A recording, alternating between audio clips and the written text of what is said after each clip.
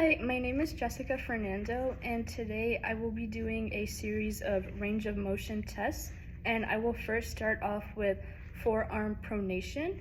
And before I get into taking the actual measurement, my client Carter here is seated, and I will ask him to flex his elbow in 90 degrees, and he will be keeping his wrist in neutral position with the thumb facing up.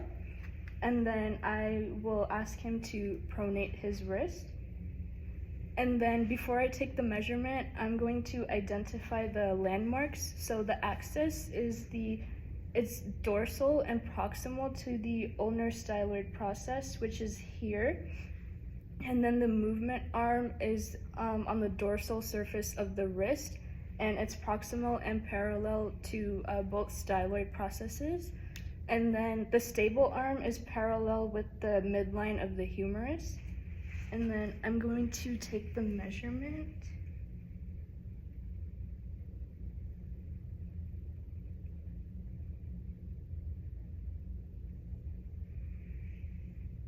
And then his range of motion for forearm pronation is 60 degrees.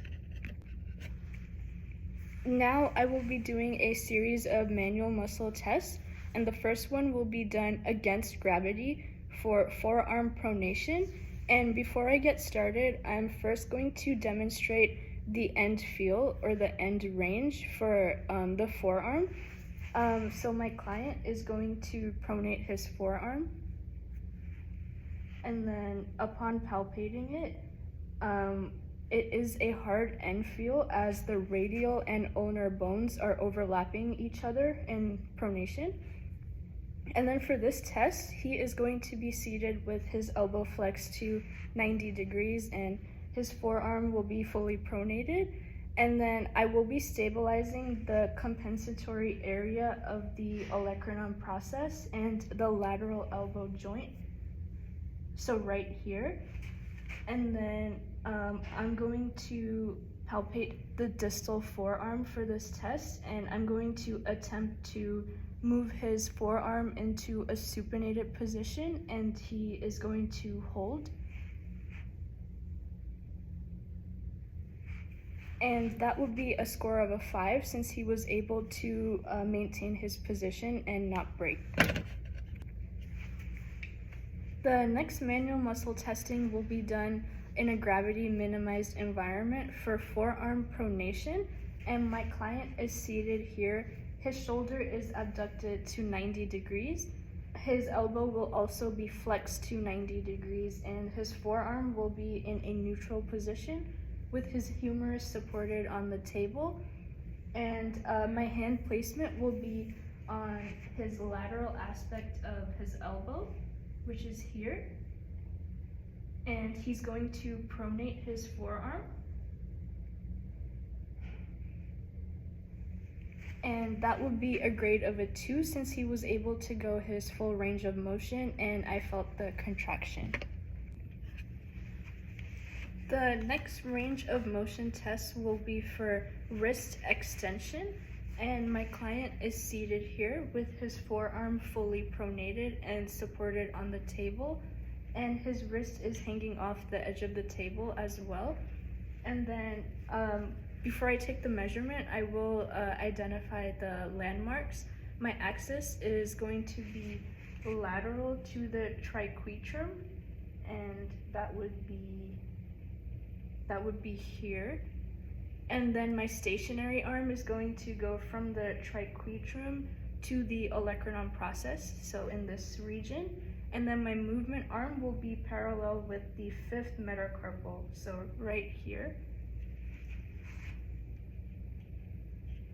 Okay. And I'm going to line everything up as so. And then I will ask my client to extend his wrist.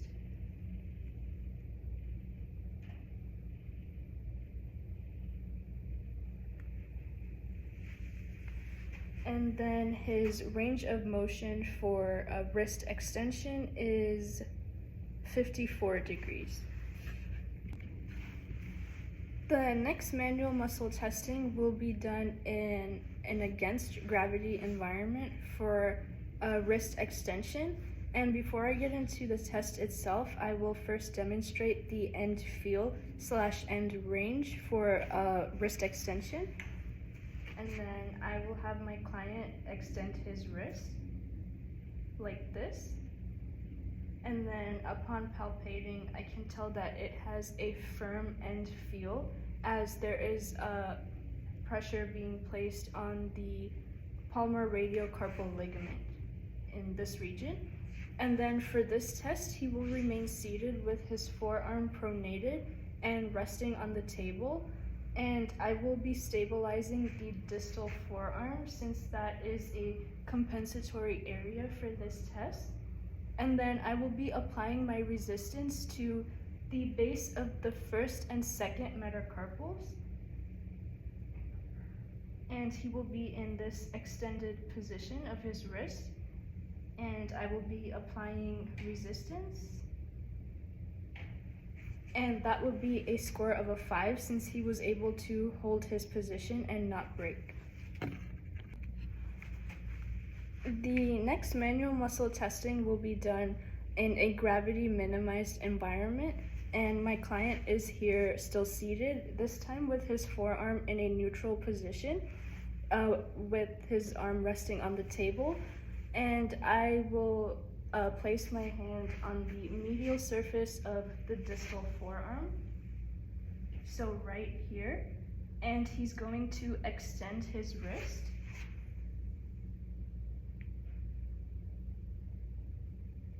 And I would give that a score of a 2 since he was able to go his full range of motion and I felt the contraction. For my next range of motion test, it will be done for thumb carpometacarpal or CMC joint. And my client is seated with his forearm neutral on the table, resting. And then before I take the measurement, I'm going to identify my landmarks. My axis is going to be the lateral aspect of the radial styloid, which is here. And then my stationary arm is going to be along the lateral midline of the second metacarpal joint. And then my movement arm is going to be along the lateral midline of the first metacarpal joint. And then I will have him abduct his thumb. And then I will go ahead and align my goniometer with the landmarks.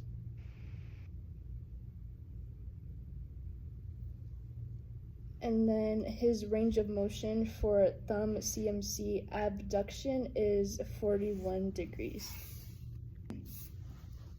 For the next manual muscle testing, it will be done against gravity for thumb carpometacarpal or the CMC joint abduction. And before I get into the test itself, I will demonstrate the end feel for the thumb CMC joint. And I will have my client abduct his thumb. And then upon palpation, I can tell that it has a firm end feel or firm end range, as there is tension from the surrounding ligaments in this region. And then for the test itself, he will be seated with his forearm supinated and resting on the table. And then I will be stabilizing the volar / palmar surface of the wrist, as it is also a compensatory area for this test. And then I will also use my thumb to stabilize the second through the fifth metacarpals, like that.